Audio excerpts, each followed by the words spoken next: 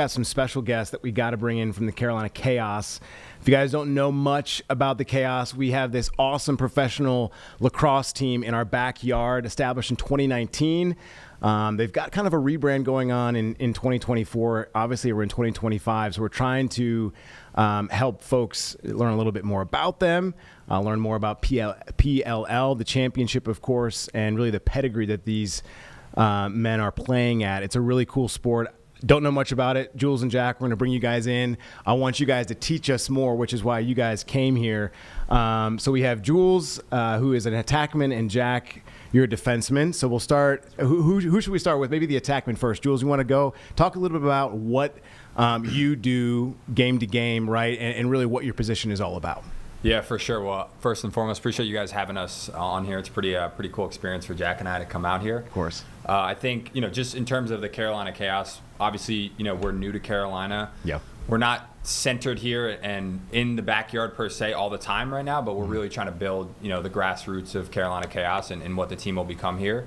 For those of you not familiar with lacrosse, it's the oldest sport in North America. The game's been being played for generations with the indigenous people living here, the Native Americans, Haudenosaunee. And, fortunately for us, we're able to kind of carry that game into today and still play at a high level. Our season right now runs 10 games.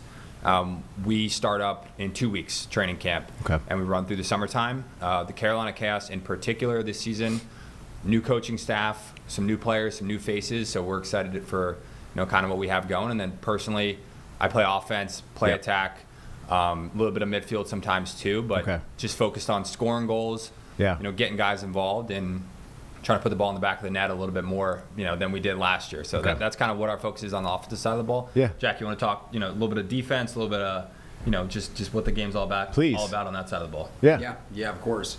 So as Jules mentioned, being an offensive player, we have attackmen and midfielders. So you essentially have people who are always on the offensive half of the field, and your midfielders play both. So what they'll do is they'll play offense when the ball's on the offensive side of the half, and then when the ball transitions to the defensive side of the half, those midfielders will transition back with the ball and play both sides. Got you. So what I do, I'm a close defenseman in LSM. Essentially, what's the difference? A close defenseman is somebody who's always on the defensive half of the field, and I have a 6-foot long pole. So I cover people like Jules. Jules and I were actually out yesterday morning running into each other a little bit and doing some live reps just in preparation for camp in the season. A defenseman in lacrosse, we're extremely tough, super physical. We have to be in great shape and be super strong because we have to cover bigger, stronger guys and shorter and quicker guys. So the long poles, I think, are the most athletic dudes in the field, just because we have to be able to do everything. Us and the D middies. The D middies, those dudes are the workhorses of the lacrosse team, and we'll definitely dive into a little bit more as to what these positions entail. But essentially, defensive midfielders are the middies who specialize playing defense. So we have like offensive midfielders, like Jules is saying, he played midfield as well as attack. So we have guys who specialize offensively and then guys who specialize defensively. So I'm a long pole. I try to essentially keep the ball out of the back of the net. And at the end of the day, like, we just want to give the ball to the offense and give them every opportunity to score. So it's really a fluid game, and each unit has to do their own job, but there is a lot of transition where we get to work together, and it's awesome. I love it. Jules and Jack, this comes to my mind. Is there any similarities, and it seems like there are, to hockey and soccer to your guys' game? Can I draw any conclusions to that, or is it much different? No, definitely very similar. Depending on what sports you played growing up, there's always something you can pull from another sport into lacrosse. So I grew up playing basketball. Loved basketball. I didn't even really care about lacrosse until 8th grade.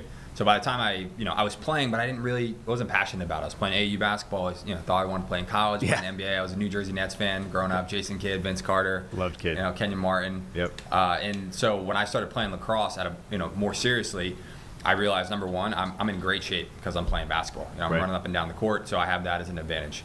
Number two, just the way that the game is played, you have to be able to make decisions and read and react to defense in basketball. So I was a guy playing point guard, shooting guard, started to realize, okay, in lacrosse, it's similar. I'm drawing defense attention, getting the ball out of my stick. I got to score, I got to pass, I got to ride, right? So if you turn it over on the offensive side of the ball, you have a chance to play some defense if you're an attackman or midfielder, but mainly you think about the attack. they turn it over, they're going to try to stop the defense from clearing the ball. So now that's my time to kind of break down, play a little bit of defense. Okay. And then when you have the ball in your stick, and you're dodging, it's similar to handling a basketball. There's a lot of moves, crossing over, spinning, hesitating. Coordination. Exactly. So, for me, basketball was a thing. And then, now in talking to Jack about this, in my older age, I'm trying to be a little bit more physical as a player. Man, you're still young. What you talking about? And so I think Listen, about, man. I think about you guys. football. If you're in your 20s, you're young. All right. Just late 20s now. There we go. But I think about football. Right? It's such a physical sport, and you have to be able to condition your body to get hit and absorb contact and deliver hits. And that's also an angle to our sport. Not everyone has to play that way. Yeah. We have a lot of players that are graceful, players that they're fast, they never get touched, but ultimately there is a level of contact on the field, and guys like Jack, they want to impose their contact on the player that they're guarding. And we have some guys in our league.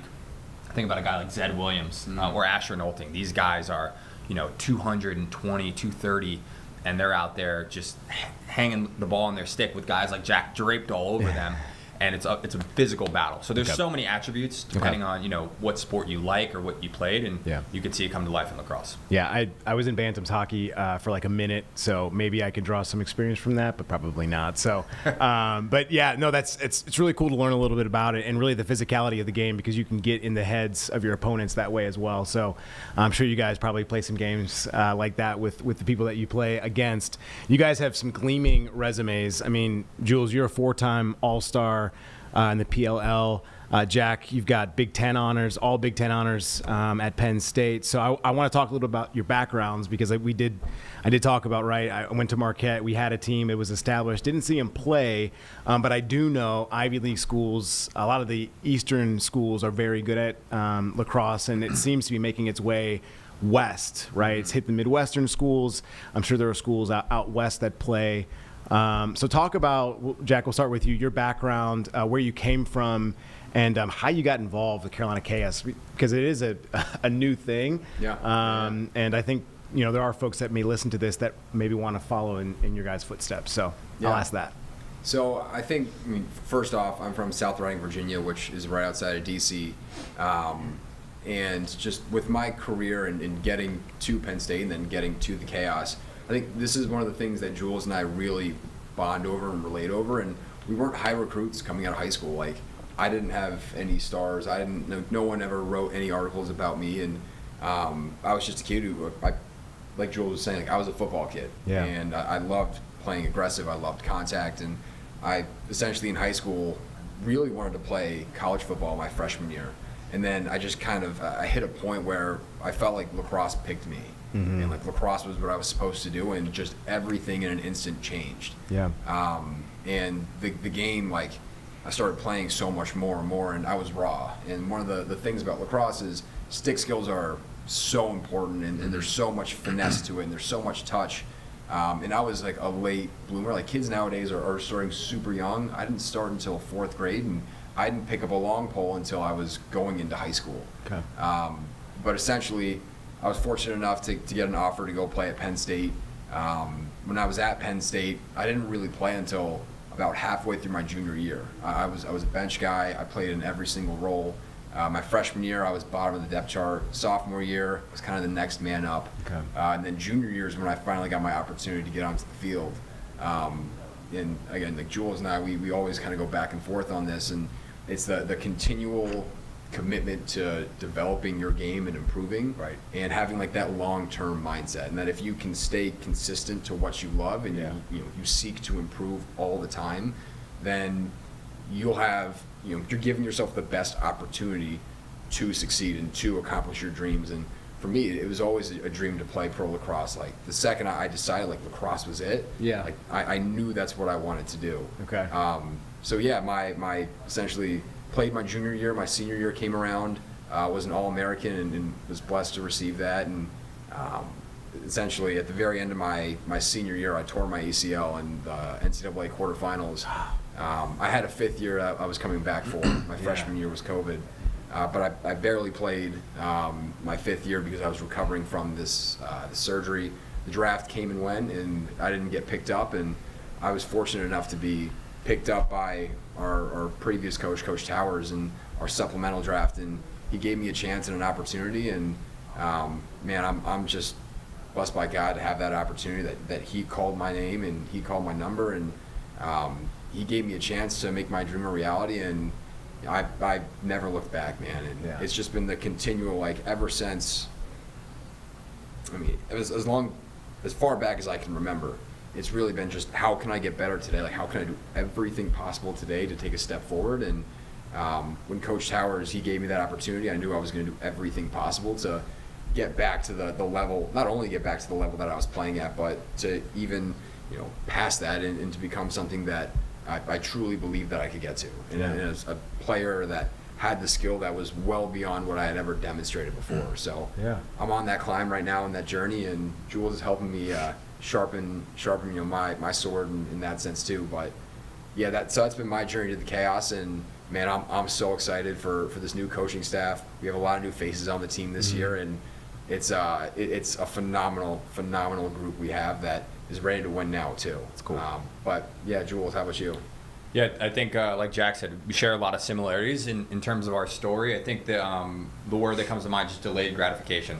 Like, and I think it's something, for life lessons, like, especially, if you're young out there and you're trying to figure out what you want to do, like, at the end of the day, it takes a lot of time, and everyone's time comes at a different time. And I feel like for me, I've always worked really hard and tried to, get to the best level that I could get to for whatever team and situation that I'm involved in. Yeah. And I felt like, there was a lot of times where I saw myself at a higher level than maybe other people perceived me. Mm-hmm. And when you're young, sometimes that's hard, and I think that's something that I've learned in my athletic journey, is I got to have belief in myself regardless of the circumstances, whether you get cut, whether you get an accolade or don't, whether you win a championship or don't. You have to figure out ways to find those small victories and those small wins to kind of keep your momentum going. And I think that's something I've just done a good job of since I was, a young player, where I wasn't getting a ton of, I wasn't a highly recruited kid. And I think the recruiting pattern and timeline for everyone is different. But when I was in high school, guys were getting recruited when they're in 8th and 9th grade. And I didn't even know to get recruited, at that time. And I wasn't involved in lacrosse, like, seriously until really 9th, 10th grade, where I started to think about, playing in college and trying to get to the next level. And I was fortunate to get recruited by Rutgers, who ended up moving into the Big Ten, but they were in the Big East when I first got recruited. I remember. So we used to have some battles with them. Yeah. And so I was not even, in the Big East compared to the Big Ten in terms of media and coverage is totally different. It's very different. Yeah. I got really lucky that we get to the Big Ten, and I had to play as a freshman because we were trying to shift the culture, and it was baptism by fire. Like, I got thrown in there. I should not have been playing. Yeah. I think I was probably on more Posey's trajectory as a player. Maybe play my sophomore, junior a little bit and learn from some older guys, but some injuries happened and I was on the field. And so that was a difficult experience for me, but I took that and I said, okay, we're playing in the Big Ten. Every week in the Big Ten, you're playing Hopkins, Maryland, Ohio State on national television. Penn State? Penn State. Come on, man.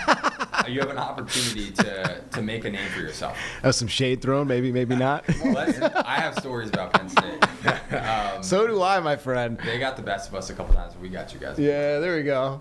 Some rivalry in the WCNC Plus studio here. But when you play in the Big Ten, you have an opportunity all the time to show up and produce or get exposed a little bit. And I think it's a pretty cool thing to kind of, you go out there and you're playing Penn State. It's it's on ESPNU or Big Ten Network or wherever it might be, and you have a big time performance. Like, that's what allows you to then maybe get some more notoriety, and you think about the draft.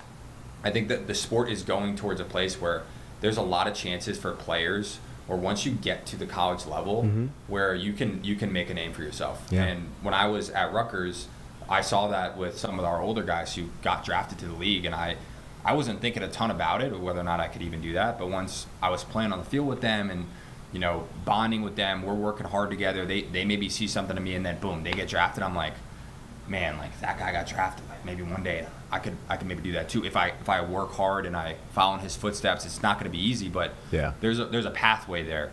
Follow the guy that did it before you. Play on the national stage. You might have an opportunity.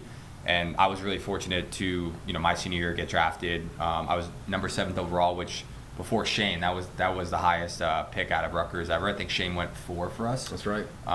He's another Rutgers guy that's on our team. Shane Knobloch. Yep. Cool.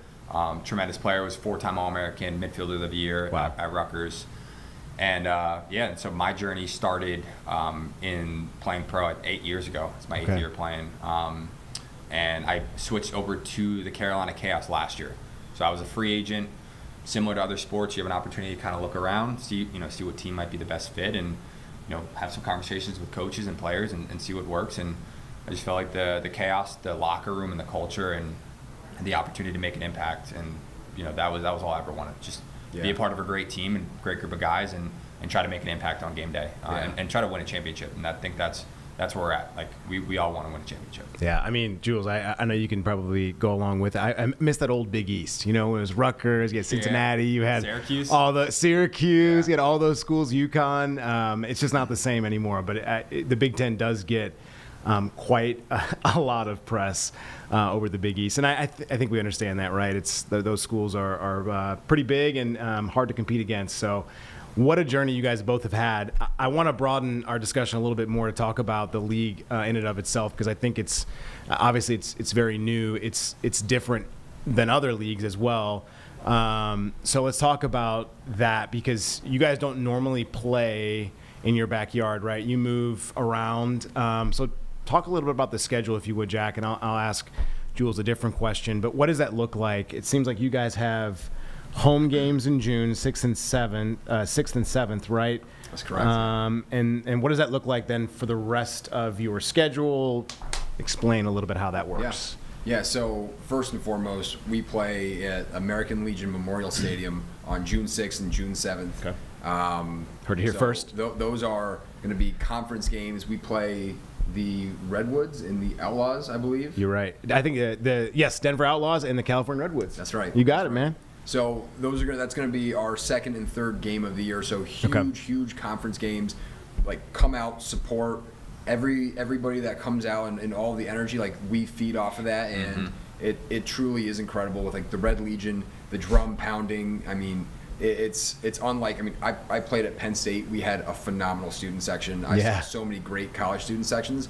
There is truly nothing like having a loyal and dedicated fan base behind you and supporting you, and it truly changes the trajectory of games. That's cool. But as far as the schedule goes, so the way the Premier Lacrosse League, the PLL, is set up right now, we have 10 weeks, and each week we play in a different city. So essentially there are 10 cities that we play in, and each team gets a homecoming weekend. In that homecoming weekend, you play 2 back-to-back games. So we play on the 6th and the 7th of June. Okay. The first week starts off in Albany, so we have about a week training camp leading up to it, and essentially the finale is of that whole training camp is May 30th and 31st, which are the first. Like that's week 1 of the league, and we play on Friday. I'm not sure the time, but we play on Friday, May 30th. That's our first game of the year against the New York Atlas. Okay. But yeah, so essentially each week, all 8 teams will go and play in whatever city that the league is collectively playing in at that point. That's awesome. Yep. So you guys gotta take over the city for a little time. That's so cool. Yeah. I mean, talk about a generation for economic revenue too. That's really cool that you guys do that, and I think that really highlights not only the sport but the city that you guys are in as well. So that's cool. Let's see. What else did I want to talk to you guys about? Tickets obviously still available. You guys can get tickets at getchaostickets.com. Jules, I did want to ask you a little bit more about your background, because foundationally we had talked about, right, like you have to be good at hand-eye coordination. So for those that are listening and for those that will listen to this, any young athletes that are out there, what would be your best advice for those kids? I mean, I always used to say hockey, it was a fun sport. It was a little expensive for my parents. Yep. And I don't want to put lacrosse in that same light, because it isn't, but sometimes it can be hard to start up if they don't have it in your community. So any advice on where to start, how to maybe help parents out if their child sees you guys, they come out to a game and they're all about it? What would you say to that, I guess? Yeah, I think, just holistically, you think about sports, I would encourage everyone to play all the sports they can when they're young. Like, play all the games, man. Don't specialize in sports until around that 13, 14 that you're starting to to find an edge, find something different about yourself in that sport where, okay, if I invest a little bit more money, a little bit more time, now that can kind of take me to the next level. Yeah. I think people tend to, get caught up in the noise a little bit and the FOMO, and I get it, social media, and they start like really trying to hammer home, like when you're young, just play this one sport. Well, a couple things can happen if you do that. You're going to get burnt out. Yep. I see that all the time with kids. Like, if I played lacrosse super seriously from when I was a young kid, I don't know if I'd still be playing right now. Okay. And so if you want to have a long career and a career that gets you to college, you gotta stay the course, right? So that's an important part of it. And I would say the other side of it is you're going to develop so many different attributes by playing other sports that are going to allow you to have success in another sport, potentially lacrosse. Okay. And so with that being said, I think when you think about young players, one of the things we love to do, I'm from New Jersey, grew up in North Jersey, and we played pickup lacrosse. So we would go to a field and we would have players there with their gear. We'd have, it was a little bit organized, but it was kind of with your talent, but not really. Yeah. And you just play. And you play for 4 or 5 hours on a summer night. And I look back at my experience, and that's not happening anymore. Like, people aren't just playing pickup sports. And that was huge for my development because I could be the best player on the field. I could be the youngest player on the field. I could be playing midfield. I could be playing attack. I could play defense. Oh, there's no LSM. Let me pick up, the long stick and go for that for tonight. There's no pressure on me. We're on a random dirt field, in Jersey. It's whatever it's going to be. Yeah. And so I think pick up lacrosse, and then what we're going to do today, we're going to play some 3-by, which is, a different version of pickup. You have a tennis ball. You find a little bit of a net. You don't even need a net. You can get a freaking trash can. Yeah. And all you need is a stick, which you can go buy a stick at Dick's Sporting Goods for $30. Nice. And you need a tennis ball. And if you get a stick and a tennis ball and you just start messing around with that thing, that's when you fall in love with the game. Yeah. It becomes, second nature to you, and it becomes an extension of your body when you just hold the stick and you continue to pick it up every day. And that's what it was for me. I picked it up every single day. My dad talked about that with basketball. He's like, if you want to be great at basketball, you need to dribble basketball all the time. Right. I was like, okay, well, I want to be great at lacrosse. Well, grab your stick. Yeah. We go on vacation. You go to school. You go anywhere. You better have your stick with you. If you want to be great at this, I'm going to invest money into it. Yeah. Bring your stick around. And that's what, all of a sudden I looked up and I was a pretty good player. I love that. I'd like to add one thing to that. Of course, too. please. Yeah. Coach Jules is talking about like the 3-by and going out and playing pickup lacrosse. And there are also like these things called fiddle sticks. So like they're miniature sticks. I think it's a great way to get into the game. Like when I first started playing, I remember the amount of times like you can buy like little PVC pipe goals or super inexpensive. And my brother and I would play in our basement with tennis balls, and their sticks are super small. Like we'd have our buddies come over. Like, and even if you never played, like it was easy to handle. It was stress free. It was fun. So fiddle sticks was a huge part of my development as a young kid. Okay. I remember in 3rd grade. It's funny. Like my mom and dad gifted me fiddlesticks for Christmas. That's cool. And I was a football kid, and I was like, oh, lacrosse, it's a soft sport. I didn't touch them for a year. I was like, I'm not playing this thing. And then a year later, some of my buddies were like, hey, like, we'd love to play. Like, we're interested. And we broke those fiddlesticks out, and I fell in love with it. Like, the second I touched them once, I was like, oh, wow, like, I can't believe I let these things sit idle for a year. Yeah. But that's a really good introduction into the sport, too. I love that. You said it's soft sport, right? So I think part of the stigma around lacrosse is it's kind of this pretty boy sport. It's soft. That's all cool. And really, you get on the field. People think that? Oh yeah. I don't feel that way. I was actually going to ask you my next. Well, go ahead. No, people think that you get on the field until someone like Posey or Garrett Epple, someone lines you up and pops you, and then you're like, oh. Okay, like there is a physicality to this. That, and especially when you're young and you're running around the field. Like the only sport that is really consistently physical is football. Yeah. And honestly, they're not even playing tackle football at a young age in a lot of areas anymore. They're playing flag. Right. But when you get to like, high end 8th grade, 9th grade lacrosse, varsity lacrosse, it's a physical game, and that people enjoy that. Obviously, we have helmets on, we have pads on, but someone's coming down on you with a stick, and they could wail on you. They might get a penalty, but if Jack's angry, he's coming down on my arms, and he's going to make me pay for it. That's just the way the game goes. Right. That's what you got to do sometimes. I like that. I mean, sometimes, like I said, you got to get in the mind of your opponent, right? So I got 2 more things to ask you guys. Real quick, though. Jules, I did not want to butcher your name when you came in, and I saw your name. I froze up. I was worried.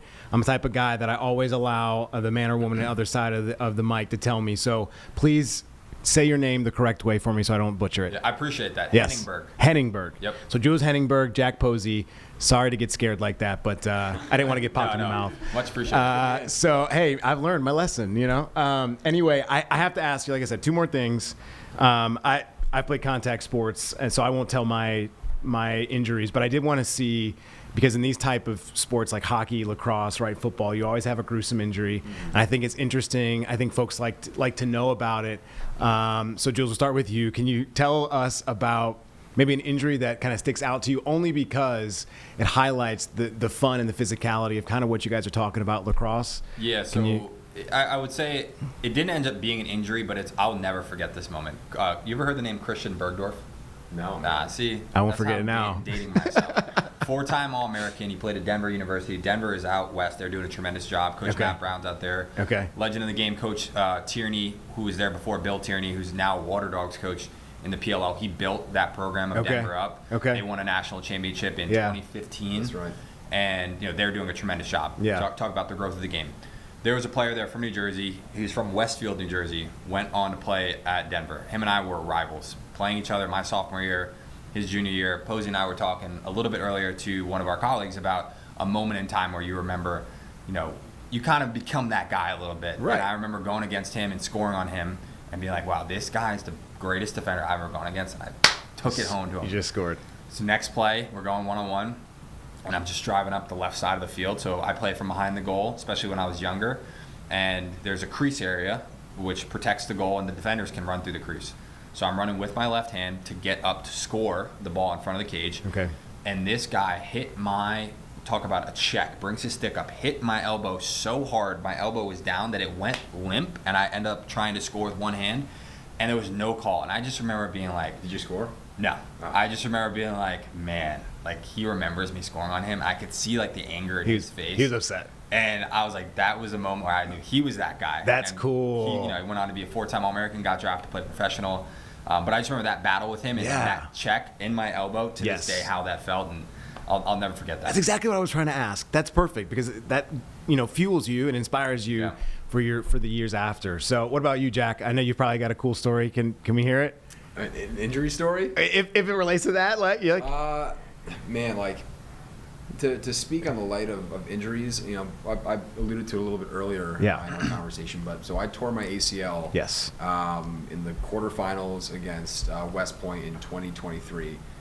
We ended up winning that game and then went to the Final Four, which was the second time Penn State had ever gone to the Final Four. That's cool. For anybody who's a true lacrosse fan or follows college lacrosse, that was the year where Duke beat us, so I guess good for North Carolina, right? Duke beat Penn State in a controversial overtime goal, and funny, Garrett Ledman scored that goal. He's actually a good friend of mine now. But in the moment, I was not happy with him. But long story short, he stepped in the crease and then scored a goal, and we didn't have instant replay at that point in college lacrosse. Now we do, honestly, because of that. But super pivotal moment in the game, but I wasn't able to play.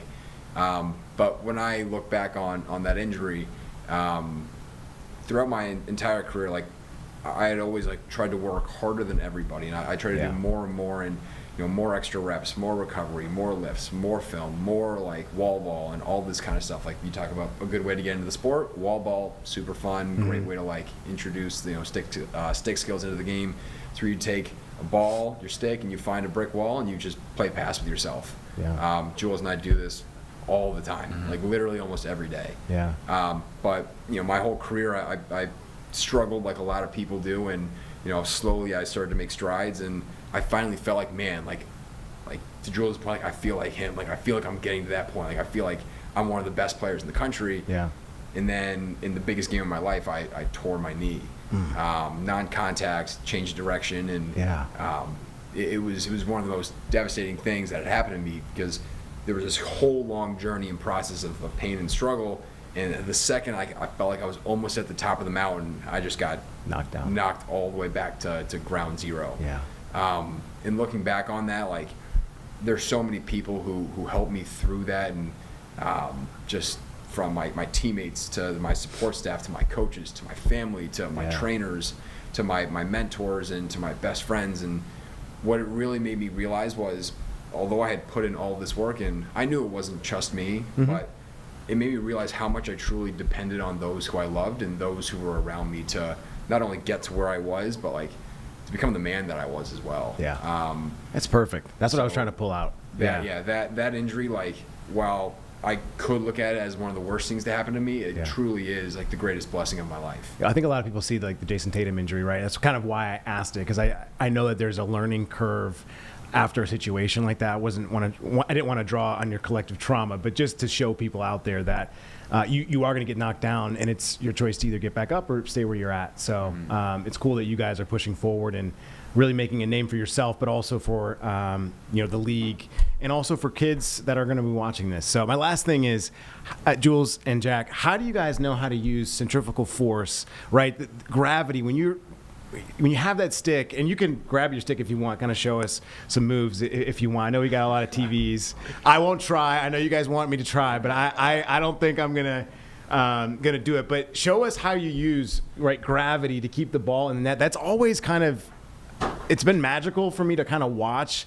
how you guys swing it and not allow anybody or the ball to fall out. So can you kind of demonstrate a little bit? Yeah. So I guess we could do two things. We could toss it around a little bit, and Jules is an offensive player, so I play defense, so we could do like that. You want to do some light one-on-one stuff? Yeah. Go ahead. All right, so just don't break any TVs, please. The first thing I would say is, obviously there's depth to a pocket. Yeah. So when you're young, hopefully you can get a stick that has enough depth where you can hold the ball, but not too much to when you go to throw the ball, that stays. And that's an important part of it, because if you don't know any better when you're young. So you want to find companies that have pre-strung sticks. This is an East Coast Dyes lacrosse stick. They're a sponsor of the league. They do a great job of stringing sticks up, giving them to you where right out of the bag, right off the shelf, you can use the stick. That's awesome. I think that's an important part of it. Now, obviously with that pocket, what that's going to allow me to do is when there's someone like Jack who is trying to impose his defensive will on me, I'm going to be able to cradle the ball, which means secure the ball in my stick. I don't want to just hold it here. If I'm holding it here and I'm running, it's almost like thinking about running without your arms. Right? You're running, your arms are involved.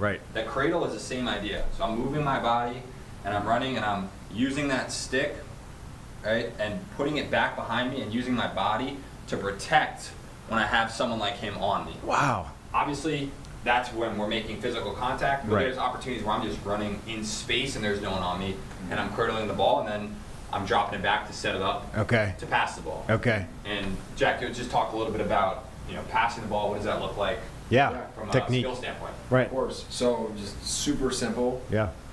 Passing and shooting, our hand placement is going to be a little different. I don't really even like to think about hand placement. But if I try to, there's actually a cool little thing that one of my mentors taught me. If I'm trying to throw the ball hard, and if I try to throw with my hand on top of the plastic, it doesn't really move as fast. You don't hear as much. But as I punch my hand back down, the second I go to throw, that makes sense. You hear the speed. You hear the difference. It's like a catapult. Bingo. Yes, sir. Exactly. So when you go to pass, we generally want to, again, punch our bottom hand back. So now my hands are in more of a position where I can snap the ball out. That velocity was crazy. I wish you guys could hear that. I heard it. There was air and it hit my face. But yeah, when you go to catch, to have a little bit more control, typically, especially when you're a newer player, you want to catch with your hand closer to the plastic up top. So you have a little bit more control. Yeah, it's like if I'm going to go catch a ball, if it's further away from my body, which I use a 6-foot pole, so I catch balls like that far away. Way out there, It's a little bit more difficult initially, so you start with that hand closer to the Man, the technique, you going through it all really kind of puts it all together. And this is why I didn't want to do it, because you guys are the pros. So Can you get that much force into it? I mean, also just to tie back to other sports. Please. Like a quarterback. Right there in athletic stance, they're rotating their body and they're driving off their back hip onto their front leg, and then their arms are coming through and their wrists are coming through after they've built that force up from the ground. Same thing with a pitcher. They're loading here, driving, and then everything's back behind them. All that energy. Through, and then it's through there. So I think there's a lot of crossover between other sports where, again, if you're a young player and you're playing these other sports and you try to jump into lacrosse, once you get familiar with the stick, you get comfortable, you have the base, you have the athletic foundation for you to develop in the game. Yeah, it seems like you're never not moving, whether it's the stick, whether it's yourself. That's so cool. Awesome, guys. Let's see him toss it a couple times. Look at these dudes. I'd be breaking something. This is why I didn't do it. This is why I didn't do it. You guys are awesome. Well, I got one last thing for you guys. I want to ask Jack and Jules, did I miss anything? Anything that you guys wanted to shout out or tell folks that maybe I missed? Any last comments or anything? Just to open it up, Jack, I'll let you kind of speak first. Anything that I missed that you wanted to talk to us about that makes sense or is important? Mm-hmm. Okay. I mean, you did a great job asking a lot of these questions, man. Appreciate that. Really, it's truly an honor and a privilege for us to be based out of Charlotte and to have Charlotte as our home city. Yeah. I mean, I'm from Virginia, so not too far away. Growing up, a huge mentor, like role model of mine was Luke Kuechly. I wore number 59 playing football. That's I cool. love the way he played the game, and to be able to be in the same city that he had such an amazing career in. For me personally, it's almost like a dream come true. It's an honor. Yeah. But again, one of the things that we're so proud to be able to do is to represent Charlotte, and just to we met a lot of the super fans from the city yesterday, and just to see the passion and to learn the stories. We learned about the whole concept of keep pounding. And the backstory to it, right? And there's so much history in the city, and even the super fans were saying, even though it's a smaller market, there's so much pride, and there's so much love for the sports teams and for what the city has and has to offer and has to represent. And every time that we touch the field, and every time that we're playing on American Legion Memorial Stadium, we're not only playing for each other and playing to win a championship for each other, but we're playing for the whole city, and we're playing for everybody who calls Charlotte home and loves the sports here. And like I said, man, it truly is an honor and a blessing for us to represent Carolina and Charlotte. Well said, Jack. Yeah, that's hard to top. I know. This is my guy right here. I'll say just one thing. When I was young, I wanted nothing to do with lacrosse. Okay. I loved basketball. I played a little bit of football up until high school, and I was kind of forced to play a little bit in some ways, where my dad knew that if I stuck around long enough that I would fall in love with it. And I'm so grateful that I had him and some other positive mentors in my life that said, hey, this is a great game, but you just got to give lacrosse a chance. It truly is the greatest game in the world, and I played all the sports. I've coached sports before. Lacrosse is a collection of all the sports together, and it gives you a chance to express your athleticism, whatever that might be. There's small players, tall players, bigger players, skinnier players. Everyone can play the game, and you get to have a creative element and an outlet that I think is different than any other sport. And that's from a playing side. And from a watching side, what you see us do on the field, it's unbelievable what some of the players can do, especially at the highest level. So you just got to give it a chance. Yeah, I'm excited. I mean, you guys have been awesome to have here in studio and to promote not just Carolina Chaos, but the entire league. So we appreciate that. Jules Heningburg and Jack Posey, you guys, cannot wait to see you in action in June. I'm hoping to bring my family out to the game, so looking forward to that. But appreciate your guys' time explaining everything and really putting us on to what lacrosse is here in the Charlotte area. So, guys, good luck. I hope you have fantastic seasons, and go kick some butt. Oh, yeah. Thank you, guys. sir. Thanks so much.